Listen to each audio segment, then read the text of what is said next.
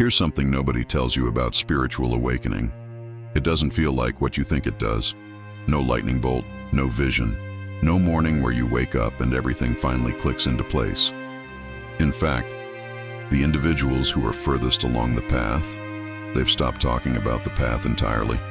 They've gone quiet in a way that looks from the outside like they've given up. But they haven't given up. They've arrived. And here's the brutal part. Most people scroll right past this stage. They're still looking for fireworks, still waiting for the dramatic transformation, so they keep seeking, keep pushing, keep trying to become something more evolved, more healed, more conscious, not realizing they've already walked through the door. The ancient Greeks had a word for this stage. Jung studied it his entire career. And it's almost never talked about in modern spiritual spaces because it doesn't sell. Because it can't be turned into a course or a 30-day challenge. It's called Sophia. Today, I'm going to show you 8 signs that you might already be living in it, without knowing it, quietly, invisibly, in the middle of your ordinary life. These signs won't feel like achievements. They'll feel like recognition, like something you forgot you already knew. If something brought you here today, that wasn't random. The part of you that keeps searching, keeps reaching, keeps trying to understand itself, that part found this. Don't lose the thread. Subscribe now. The people who walk away from this content always come back. They just lose months in between. Don't lose the months. 8 signs, not a checklist, not a test, a mirror. Either these words echo something real inside you, or they remain silent. Both are honest. Let's begin. Sign 1, the wound no longer bleeds. Think about the hardest thing that ever happened to you, not a bad week. The real thing, the one that rewired you, the one that changed how you trusted, how you moved through the world. Now, does your body still flinch when you think about it? Because here's the first sign of Sophia. The wound is still there. You didn't erase it. You still remember every detail. But when you look at it now, your body doesn't contract. There's no emotional undertow dragging you back. The story exists. It just no longer insists on being relived. There was a time when that wound sat in the driver's seat of your perception. Someone canceled plans and your nervous system read abandonment. Someone raised their voice and your body braced for something much older than the moment you were actually in. That's what an unintegrated wound does. It makes the present feel like a repeat of the past. Jung called this shadow integration. Not fixing something broken, not erasing darkness, but the moment you stop arguing with your own history. The moment you recognize that the parts of yourself you spent the longest trying to suppress were never mistakes. They were adaptations. They formed when you needed protection and stayed long past their expiration date. Think of a tree struck by lightning. The scar stays in the bark for decades, but the tree keeps growing around it. The wound becomes part of the structure, not a threat to it. That's the first sign. Still visible, no longer in charge. You survived, and you've stopped needing to prove it. Think about one wound that used to define how you saw yourself, and notice whether its grip has loosened. Drop one word in the comments that describes what that wound ultimately taught you. Just one word. I'll be reading them. Sign 2, the spiritual ego. Quietly dissolves, nothing dramatic signals this one. Just a slow, quiet loosening of something you didn't realize you were gripping. The spiritual identity you built begins to lose its shape. The labels, the subtle pride in being further along, the way you'd mentally categorize conversations. This person gets it, this person doesn't. All of that begins to feel hollow. You haven't abandoned the path. You've simply moved past the need to carry your progress as an identity. The labels no longer describe your experience. They constrain it. They feel like wearing a costume in your own home. You stop scanning for who's evolved. You can sit with someone who's never read a spiritual book and feel no gap. You can sit with someone raw and confused and at the very beginning, with no urge to guide them, no impatience, no sense that you should intervene. And here's the uncomfortable part. A lot of people watching this right now are still building that identity, still collecting insights like trophies, still measuring how awake they appear rather than noticing how present they actually are. There's nothing wrong with that. Jung described it as a necessary phase, but Sophia is what comes after. You can be misunderstood and remain undisturbed. You can go entirely unseen and feel nothing missing. What remains isn't an identity, it's just simplicity. Sign 3. Your body becomes the compass. At some point, wisdom stops living in your thoughts. It moves lower, into something older, something that doesn't need words. You stop crowdsourcing your inner life. Not because you've become arrogant, but because something in you has become reliable. When something is wrong, you feel it before you can name it. A tightening, a heaviness, a quiet resistance that shows up while someone is still mid-sentence. When something is right, your breath deepens without effort. Your shoulders drop. A calm, internal yes that doesn't perform itself. There are real reasons most people don't trust this. Many of us grew up in environments where our instincts were dismissed so consistently that we learned to override them. We outsourced our inner compass, sometimes for decades. Reclaiming it isn't dramatic. It begins with small moments of noticing. You feel a contraction, and instead of analyzing it, you simply note it. You feel an expansion, and you move toward it. You stop arguing with what your body is telling you. Real integration doesn't move upward, into pure mind, into transcendence. It moves downward, into sensation, into presence, into being in your own body while you're living your life. You are no longer trying to escape the body. You have come home to it. Sign 4. Solitude becomes fullness, not absence. From the outside, this one looks like withdrawal, like something broke and you've retreated. But that's not what's happening. You're simply no longer fragmented when you're alone. Think about what solitude used to feel like. The quiet amplified the inner noise. The restlessness had nowhere to hide. So you filled it, stayed busy, stayed connected, reached for your phone, because stillness felt like standing too close to something you didn't want to look at. That impulse has softened. Solitude no longer feels like waiting for life to resume. It feels like room. Room to exist without adjusting yourself to fit someone else's energy. A quiet that doesn't ask anything from you. Jung called this existential self-sufficiency, not isolation, but the end of using relationships to stabilize your sense of self. The end of needing to be reflected back in order to feel real. And here's what changes. The quality of every connection transforms. When you come to a relationship from a place that's already whole, you're not there to be completed. You're there because you genuinely want to be. That's a completely different thing for you and for everyone around you. Solitude becomes the stable ground, and from that ground, every connection is entered freely, not to complete you, but to meet you. If any of these signs are echoing something you've felt but never had words for, subscribe. Not as a transaction, because the people who resonate with this depth and then disappear always come back wondering where the thread went. Stay close to what's already calling you. Now, sign 5. Your will stops fighting life. Your will is still there. You still pursue things that matter. But the force behind your actions is completely different.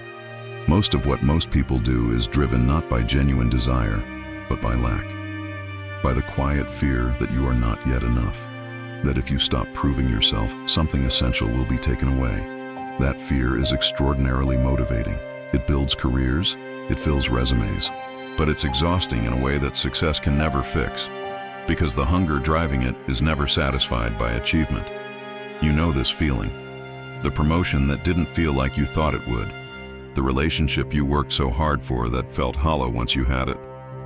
Now, that hunger has quieted, not because you've become passive, but because your actions have changed their origin. You're no longer doing things to become someone.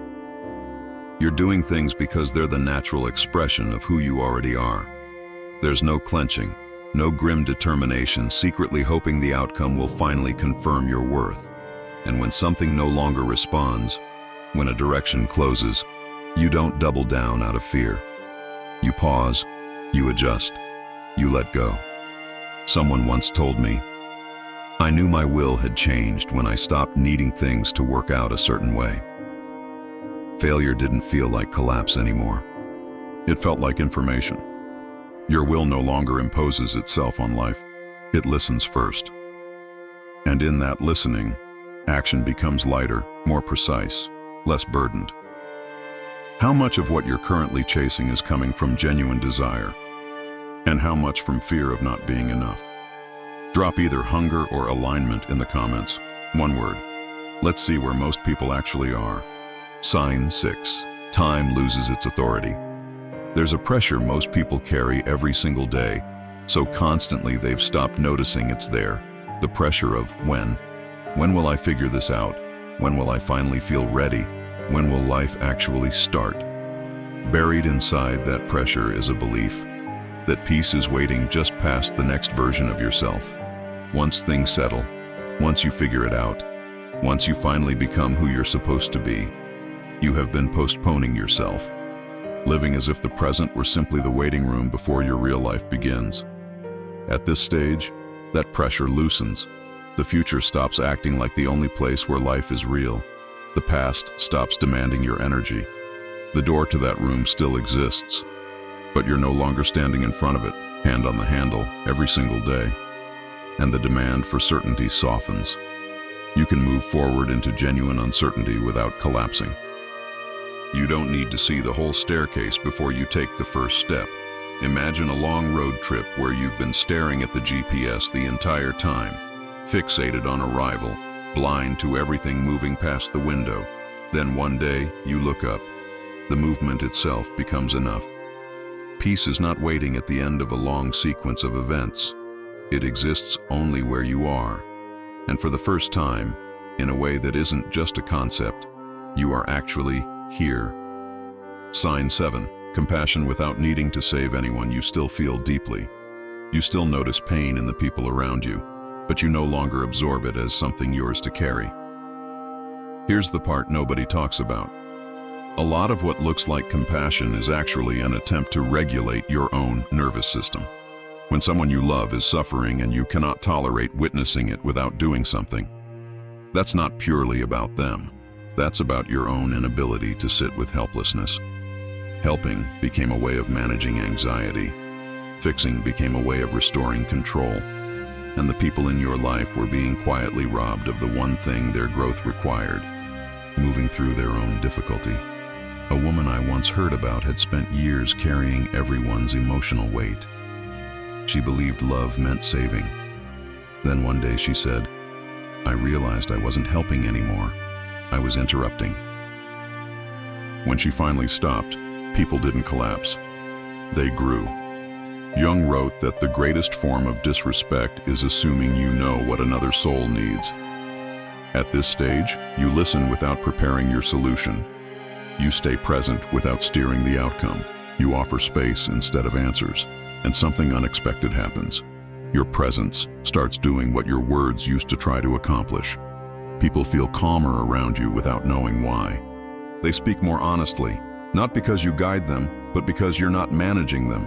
What you carry now isn't advice, it's coherence. And coherence speaks on its own.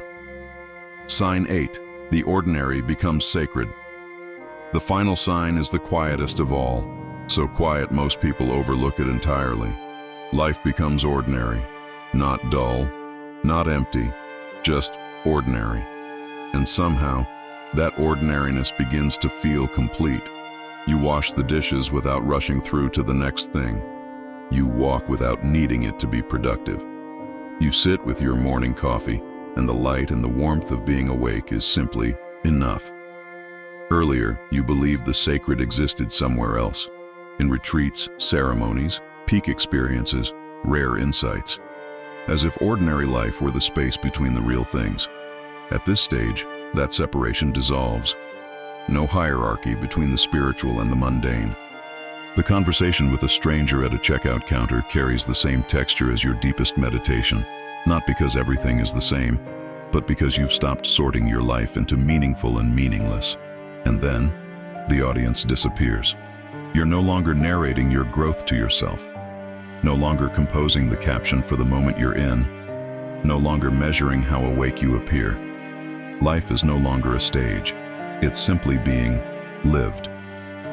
The need to be seen relaxes. The need to be understood loosens. You don't feel smaller because of this. You feel free. This is not the end of the journey. It's the moment you stop leaving your life in order to find it. If any of these 8 signs felt like a mirror, write, "I'm already there" in the comments, not as a claim, as a quiet acknowledgement to yourself. The part of you that has been searching deserves to hear it. Sophia is not something you reach. It's not a reward for suffering enough, seeking enough, healing enough. It's not a certificate. It's not a level. It's what remains. When you stop running, nothing was won. Nothing about you became extraordinary. No hidden power was unlocked. What changed was far simpler than that. You stopped fighting, not because you gave up, but because you finally saw that the war was always with yourself. That every version of yourself you were trying to escape was just another part of you, waiting to be acknowledged. The wisdom was never missing. It was covered by effort, by seeking, by the relentless need to become. And when those layers fell away, not through discipline or breakthrough, but through the simple exhaustion of maintaining them, nothing dramatic appeared, only clarity. The real question isn't whether you've reached Sophia. That question belongs to the part of you that's still measuring. The real question is quieter. Are you willing to see yourself as you actually are? Without the stories, without the roles, without the endless forward lean toward what comes next. Just this moment. Just you. Here. And for once, that is enough. You are enough. You always were. If this reached something real in you, subscribe. Not for me. For the version of yourself that keeps showing up quietly to do this work. The one watching alone, late at night, trying to understand themselves without applause, without anyone to confirm they're on the right track.